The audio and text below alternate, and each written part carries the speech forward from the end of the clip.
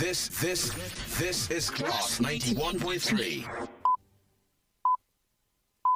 Hello, it's midday. Good afternoon and welcome to 12 Live here on Class 91.3 FM and Accra and affiliates across the country. If you're listening in the Volta region, this is Ho FM 92.5, Dagbon FM 102.5, and also picking the bulletin live in Tamale. We're live on Radio Power 92.1 in the Upper West region. We're live on Radio Power 96 in Spain. Around the world, join us on classfmonline.com.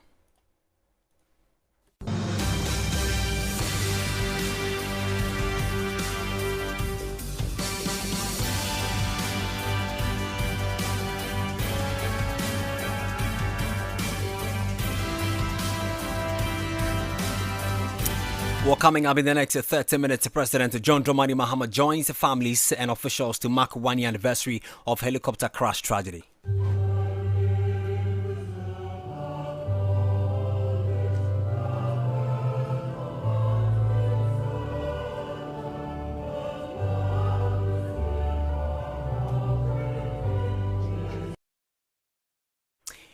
Well, also coming up this afternoon, Director of Communications for the New Patriotic Party says selective justice threatens Ghana's democracy as the party hits the streets of Accra. All citizens must be equal before the law. The selective justice is going to destroy our democracy, and we believe that at the end of the day, the message that is sent clear, loud and clear, that Ghana, we want our democracy and we want to keep it. We'll hear from the minority leader in parliament who has cited some instances to justify why democracy is under attack. Where there is selective justice, rot in government is not receiving attention from state security. Anti-corruption officials are not looking into allegations of corruption in government. Yet political opponents are being harassed. Meanwhile, Itrima Mpowa MPP members threaten skirt and blouse voting over delayed constituency elections.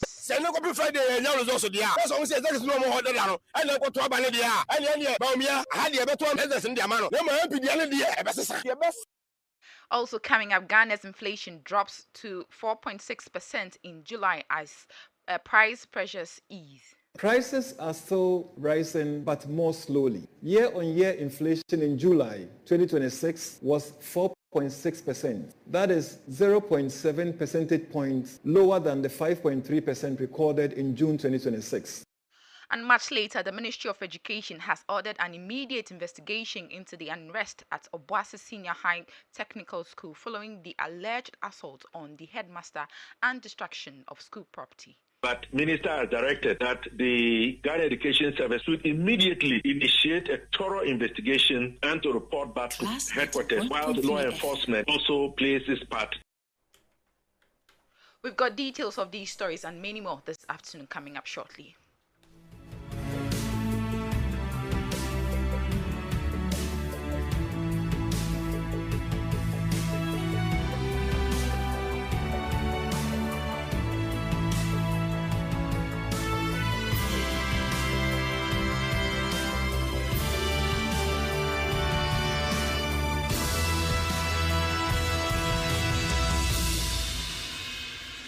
Thank you for choosing us. My name is Kwame Ocher Jr. And I am Zita Okwan. Now to the very first story. The government is holding a national interfaith memorial service to honor the 8 people who lost their lives in the August 6, 2025 military helicopter crash. The ceremony is underway at the University of Professional Studies here in Accra, bringing together President John Dramani Mahama, Vice President Professor Nana Jane Opoku-Agyeman, government officials, families of the deceased and other mourners. The victims, who have since become known as the departed 8, included former Defense Minister Dr. Edward Omane-Boamah, Environment Minister Dr. Ibrahim Murtala Mohammed, and 6 others whose death triggered a period of national mourning. There's more in the following reports, filed by my colleague Elizabeth Aidu. I have the unpleasant duty, sadly, to announce a national tragedy involving the crash of a military helicopter this morning around the Adansi area in Ashanti region. The President and government extends our condolences and sympathies to the families of our comrades and the servicemen who died in service to the country. August 6, 2025, began like any other day of national duty. But by the end of the day, Ghana had lost 8 sons of the nation. A military helicopter carrying officials on an official assignment crashed in the Adansi area of the Ashanti region. The news sent shockwaves across the country. Among those on board were government officials, security personnel, and military officers, individuals who had dedicated different parts of their lives to serving Ghana. A year later, their name remains alive. They are remembered as the departed 8. Dr. Edward Omanebuama was a man whose journey combined medicine, politics, and public service. A medical doctor by profession, he rose through Ghana's political landscape, serving as Minister of Communication before becoming Minister for Defense. For many who knew him, he was more than his political titles. He was described as a committed public servant, a strategist, and someone passionate about national development. After a series of postponements of when the jet was to return to Ghana due to risky multifocal completed by 31st July 2025. His death marked a painful loss not only to his family and political party, but also to the many people who worked with him. Called us every day when you traveled. You never missed up important moments, and when you couldn't be there in person, you made us feel you were right beside us. You reminded us that family is not part of life, it is life. You taught us to dream big but stay grounded. You showed us that compassion is the strength, that speaking the truth is an obligation, and that service to others is the greatest clarion call. Dr. Ibrahim Muntala Mohammed was known for his strong voice in Ghana's political space. A former member of parliament for Tamale Central, he later served as minister responsible for environment, science, technology, and innovation, whether in parliament, on political platforms, or in public discussions. He was known for his ability to communicate issues with passion and conviction. I thought we were going to engage in this debate without some of the political nuances or partisan nuances that we have heard from our friends. There are some scholars who have defined history as concocted lies to form facts. Go ahead.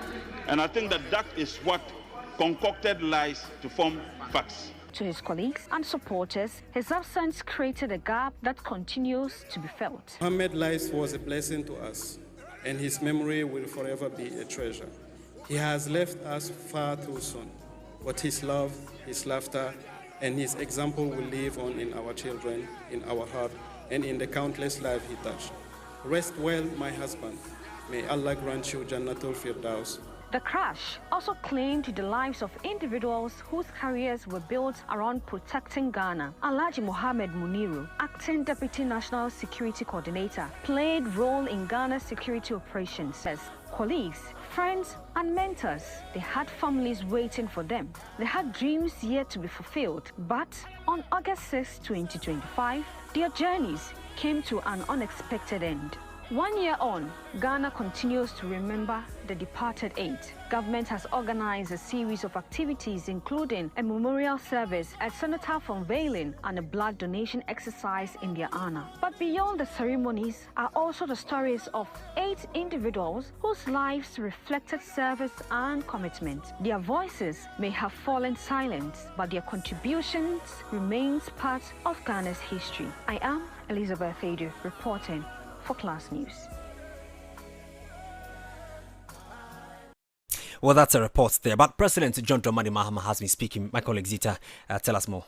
Well, President John Dramani Mahama has called on Ghanaians to develop a culture of appreciating public servants while they are still alive and actively serving the nation. He said public officials and state workers often make significant sacrifices in the line of duty, but their contributions are sometimes only fully recognized after tragedy strikes. Speaking at the National Interfaith Memorial Service held in Accra to mark the 1 year since the helicopter crash that claimed the lives of 8 state officials and military personnel, President John Mahama said the country must change this approach. Listen. The Vice President of the Republic of Ghana, Professor Jane Nana Opoku-Agyeman, senior government officials, members of the Council of State, members of parliament, members of political parties, members of the judiciary, traditional authorities, members of the clergy, Muslim clerics and religious leaders, families of our 8 gallant departed comrades, members of the diplomatic corps, the Chief of Defense Staff, Inspector General, and heads of security services, distinguished invited guests, ladies and gentlemen. Today is one of those days when a nation deliberately slows its pace, not because history demands it, but because memory does. Exactly 1 year ago, almost to the hour, on the morning of 6th August 2025, Ghana awoke to news that none of us would have wished to hear. In a single tragic moment, 8 precious lives were cut short in a helicopter accident while in service of our nation. Some tragedies unfold quietly within families and communities. Then some tragedies touch the conscience of an entire nation. And this was one such tragedy. The silence that followed that announcement was unlike any other. It was a silence that was filled with disbelief, grief, and countless unanswered questions. It's just like yesterday. And all of us can remember that moment and exactly what we were doing. It was the silence of parents who had lost their children, spouses who had lost life. TurboScribe creates text transcripts from... Therefore, it's not simply about looking backwards. It's an act of national character and value. It affirms that sacrifices matter and that service is honored, and that lives dedicated to the nation will never disappear into the shadows of history. The 8 Ghanaians we honor today came from diverse backgrounds and diverse professions. They had different dreams, different personalities, and different stories. And yet they were united by one common purpose. They answered the call to serve God and country. None of them boarded that helicopter expecting that it would be their final journey. Like countless public servants every day, they set out to perform their duties. They left behind unfinished conversations, appointments they expected to keep, families they expected to return to, and dreams they believed they still had time to fulfill. That is perhaps the greatest lesson this anniversary teaches us. That life is fragile, that service is sacred, and tomorrow can never be guaranteed. As President, I've often reflected on the enormous sacrifices made by the men and women who dedicate their lives to public service. Much of their work goes unnoticed. They travel long distances. They spend countless hours away from their families. They endure difficult conditions. They make decisions under pressure.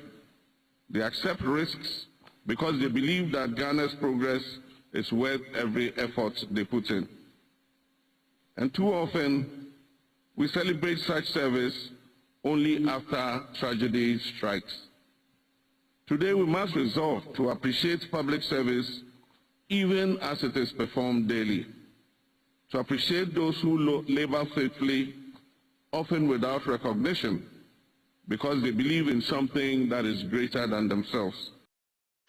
Meanwhile, the New Patriotic Party, NPP, has joined Ghanaians in observing the first anniversary of the tragedy. In a statement signed by the party's General Secretary, Justin Frimpong-Kudia, the NPP described the helicopter crash as one of Ghana's most painful national tragedies, saying the deaths of the 8 were a loss of the country irrespective of political affiliations. Well, may their soul rest in perfect peace. Now to some other stories. The Director of Communications for the New Patriotic Party, Richard Ahiagba, says what he describes as selective justice is undermining Ghana's democracy and creating public mistrust in state institutions.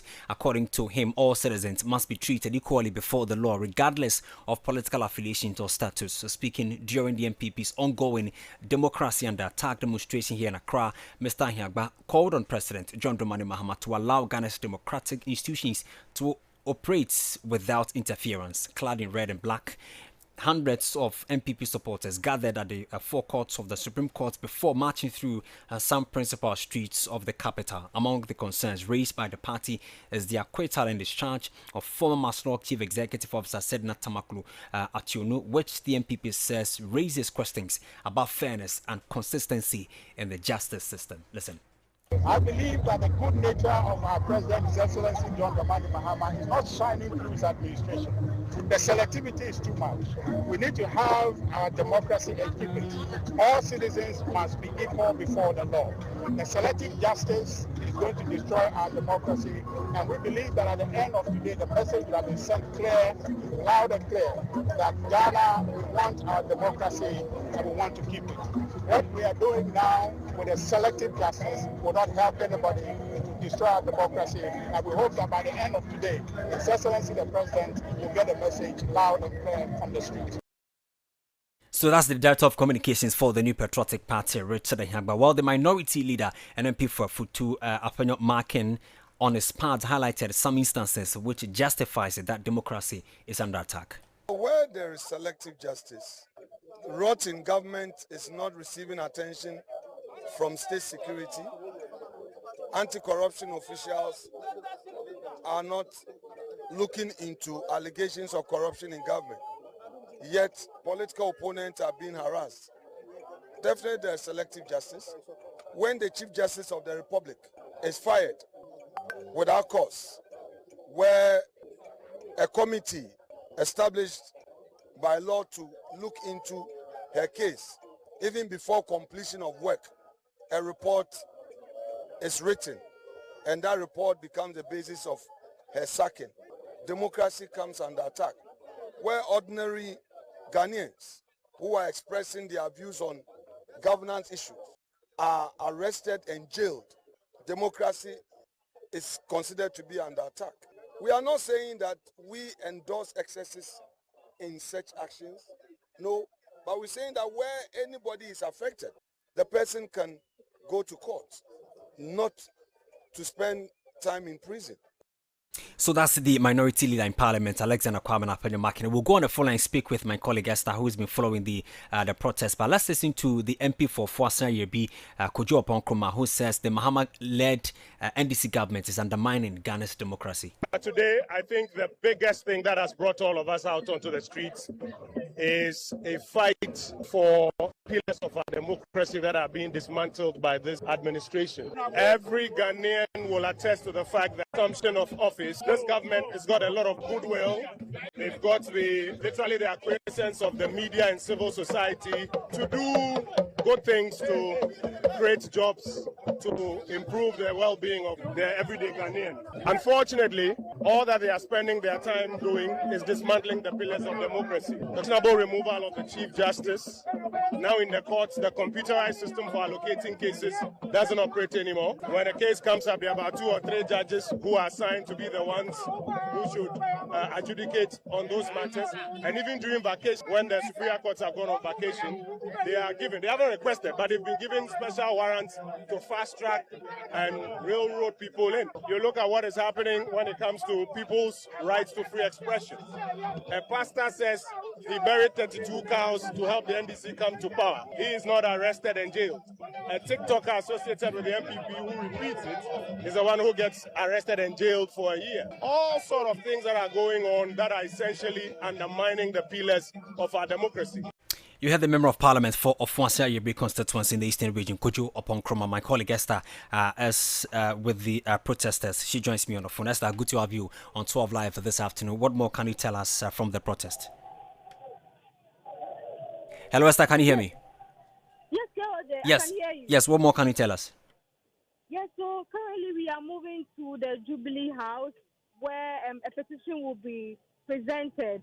But before that, we were at the Supreme Court earlier this morning where a petition was presented by the General Secretary of the MPP.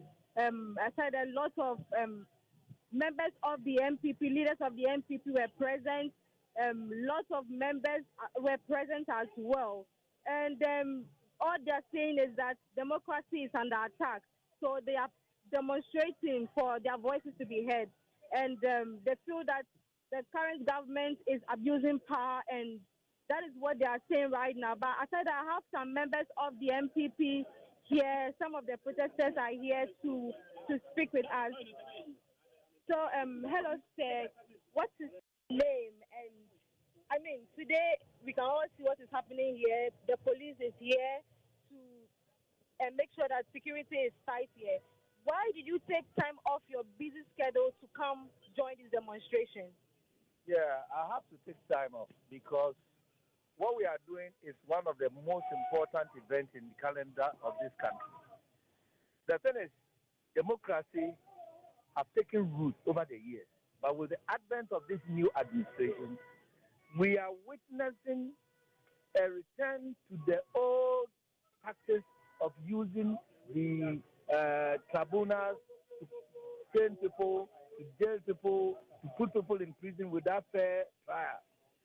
It has been an undermining factor in the democracy of this country. We don't want that because whatever happens, we as Ghanaians chose this path. The NDC, or for that matter, the president present, did not choose this path for us. We have chosen to walk through this democratic path. So he or nobody can tell us how to shape this country.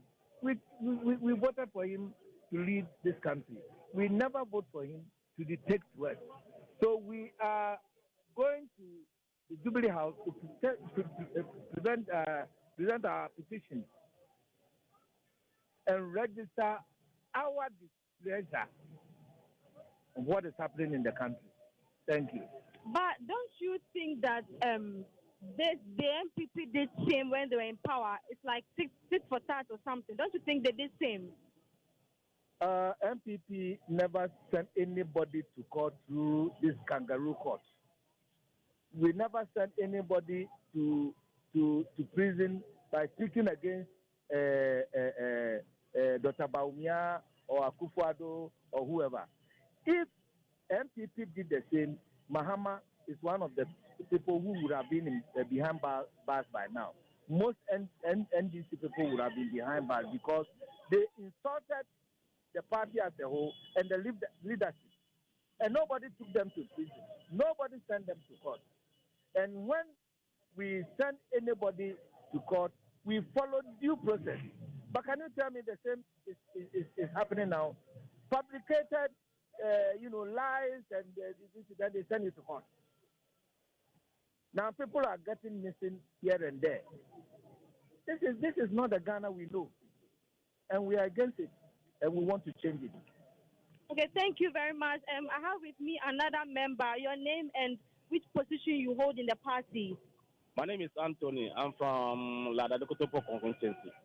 I'm a secretary in my electoral area. So why are you here today? I'm here also to support the demonstration because what is going on in this country, I don't think it's fair. We are citizens of this country. We have the right to speak our mind.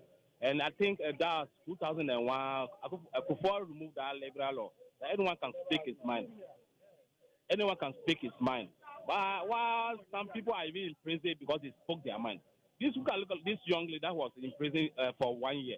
She spoke what that pastor said that he has killed 32 cows for Mama. If Mama wants to challenge him, but you leave that man and come and arrest a lady who has 3 children and jail her for 1 year. It is unfair. That's why we are all joining our hands together to speak to the whole country and the whole world at large. That what this administration are doing is not fair to Ghanaians. That is why we are all joining this work. Thank you very much. KLJ, you heard from some party members who are here to demonstrate to register their displeasure concerning what is happening currently. All right, Esther, thank you so much for that update. Zita, take us to the Ashanti region. Well, disgruntled members and coordinators of the New Patriotic Party in the Ichima Mponua constituency have threatened to vote skirt and blouse in the 2028 general elections if constituency executive elections are not conducted by Friday. The group says the prolonged delay in organizing the polls is creating frustration and could disenfranchise delegates ahead of the upcoming Ashanti regional executive elections. Speaking at a press conference at the party's constituency office in Nyinihini, one of the coordinators, Philip Nyame, accused party authorities of poor communication and administrative delays over the matter. The constituency elections were suspended nearly a month ago after an injunction was placed on 3 electoral areas, leading to a halt in the entire process. They are demanding clarity from the national and regional leadership on the way forward, warning that failure to resolve the issue could affect the party's fortunes in the 2028 elections. Na akoba se e se to constituency executive ni so aba party na sheda se eda kwasi ada ye baba beto aba usuafo ye baaye no ye koba ye ne se ye de injunction bi ato election na ye ne so ye ko mu na ye ko election no so no ye ko party court injunction no na e kire se electoral area miensa pe ena na court injunction no e prevent wo se e mo ye nto aba no ye wie na party ni panifo so mo ka kotrase no ma hwa asem na ka e be pem ne ni enti bibia ti anope ho na party no so eden se ya ba se omo kotrase no ye ma panimfo a omo wo party no enkomo breakam se omo di party na nimu no se yensa mo mutumi biem no mo hwe party no so kopem se party no panimfo omo wonkra ebe ye hye foforo abase ento aba no abatuo we nam so ama ye nua wo so bo match mampo no apa abatuo we wa frim ye ka kire mpanifo no se atameshi mesile Dr. Mahamadou Bawumia fa woni asi form na woni amle dodo also. You heard that one of the coordinators, Philip Nyame, of disgruntled members and coordinators of the New Patriotic Party in Ichima Mponua constituency.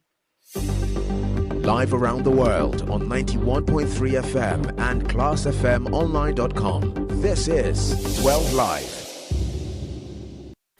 Ghana's inflation rate has declined to 4.6% in July, marking the first drop after 3 consecutive monthly increases. Latest data from the Ghana Statistical Service shows that headline inflation fell by 0.7% point from 5.3% in June to 4.6% in July. The decline indicates that while price of goods and services continue to rise, the pace of increases has slowed, offering some relief to households and businesses affected by the cost of living. The moderation was driven by slower price increases in both food and non-food items. Food inflation dropped to 3.1% in July from 3.9% in June, while non-food inflation eased from 6.3% to 6.1%. Let us now turn to what July is telling us. Prices are still rising, but more slowly. Year-on-year inflation in July 2026 was 4.6%. That is 0.7 percentage points lower than the 5.3% recorded in June 2026. It is also 7.5 percentage points lower than the July 2025 inflation rate of 12.1%. The index itself stood at 271.1 in July 2026, that is 271.1 against 259.1 in June 2026 and a base of 100 in 2021. Month on month, prices rose by 0.1% between June and July 2026. That's government statistician Dr. Al Hassan. To To some education stories now, the Ministry of Education has directed the Ghana Education Service to immediately investigate the unrest at Obuasi Senior High Technical School following the alleged assault on the headmaster and the destruction of school property. The directive comes after some students allegedly attacked the headmaster Abdullahi Zakari and vandalized school property over claims that a baby's body had been buried on the school's premises. The incident forced authorities to close the school indefinitely. However, Deputy Education Minister Dr. Clement Apak says the ministry strongly condemns the attack and has dispatched a high-powered team from the Ghana Education Service headquarters to Obuasi to establish the facts and submit a report. He says the ministry considers the incident a criminal matter and expects law enforcement agencies to conduct their own investigations, stressing that violence should not be used to resolve disagreements or suspicions. To ascertain the truth and to again indicate how seriously we condemn violence in any way, any form, as a means of resolving a disagreement or a suspicion. The Honourable Minister instructed the Director General of the Ghana Education Service, who has since sent a highly powered team from headquarters to Obuasi to look into the matter and to provide a report. But Minister has directed that the Ghana Education Service should immediately initiate a thorough investigation and to report back to headquarters, while law enforcement also plays its part, because we deem this as a criminal matter, and that no matter what, this shouldn't be the way of resolving our differences.